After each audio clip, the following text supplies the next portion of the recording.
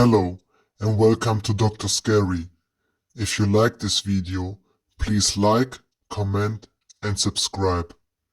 And now, to give you the best therapy, please turn the lights off and lean back.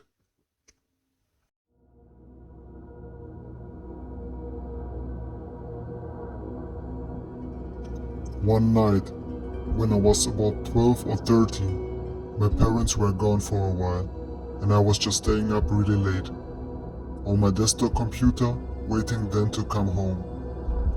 Like most people, I had been told a million times not to talk to strangers on the internet, but about half my friends list on MSN were people I had never met before, so I was just chatting with a bunch of them. Out of nowhere, one of my online friends had told me exactly what I had been doing the past hour or two. What I was eating, drinking, playing with, when I had gotten up last.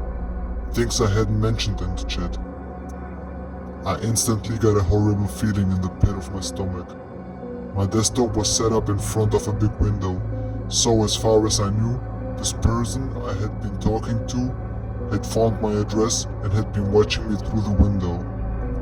Turns out, he had somehow hacked into my webcam and had been frequently watching me through it whenever he wanted. It's been 10 years and I still have all the cameras on my devices covered in thick duct tape.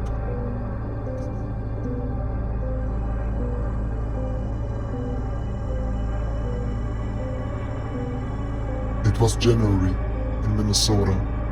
There was about a foot of snow on the ground, and my parents were out at a bar, and my brother was at a friend's house but would come back later. I was in my living room watching TV, and I heard a small knocking come from the basement. So I walked down to investigate all over the basement to find nothing. Not thinking much of it, I walked back upstairs to the living room to continue watching. About 5 minutes later, I heard a loud crash from the basement and what sounded like a door opening. At this point, I was pretty worried. I started to take my way down the stairs, terrified, and as I went down, I thought maybe my brother was home without me knowing, so I called his name. Nothing. I called again, and nothing, so I kept slowly moving down the stairs, only to find that there were drawers open in desks, boxes opened, and a few plastic bins and containers all knocked down and tipped over. But worst of all, my back glass door wide open with footprints leading out the door. I shut it, called my parents, and when they came, my mom called the police while my dad followed them. According to him, they went over my fence and to the road behind my house, where they stopped.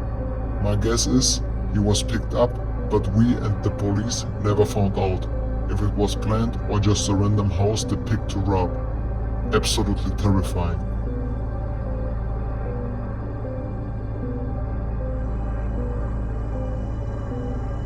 I was home alone one night in middle school. I was in my room watching TV. I had already shut all of the lights off downstairs, cause I was eventually going to fall asleep and didn't want to get yelled at for leaving the lights on. So I am laying in my bed, the family dog was lying next to me, when I hear cabinet doors open and shut. It wasn't like they all opened at once and then shut, but more like one after another for a few seconds. I freeze and look at the dog, who perked up and looked at me. I peek out my window that overlooks our driveway and didn't see anything.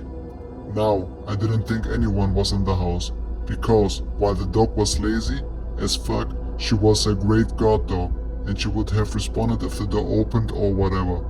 So, after a few seconds, the dog gets up and starts moving towards the stairs, and I decide to follow, fully confident that if anyone was down, their shit would scare them. I grabbed my softball bat and my cell phone and follow her downstairs. As we come up downstairs, I notice the lights are on in the kitchen and I dial 911. Because I know I shut the lights off prior to going upstairs. When we get in the kitchen, all the cabinet doors were open, which was obviously not how I left it. That's when I noticed that the door was still locked, so I thought whatever did this was still in the house. so I quickly ran upstairs to my parents' closet and called my parents and told them what's up. They came home and obviously didn't find anyone or any trace of anyone being in the house.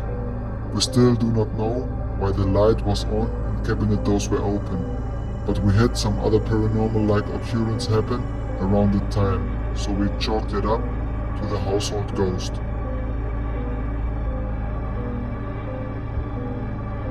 Thank you for watching this video, and now I wish you a scary night.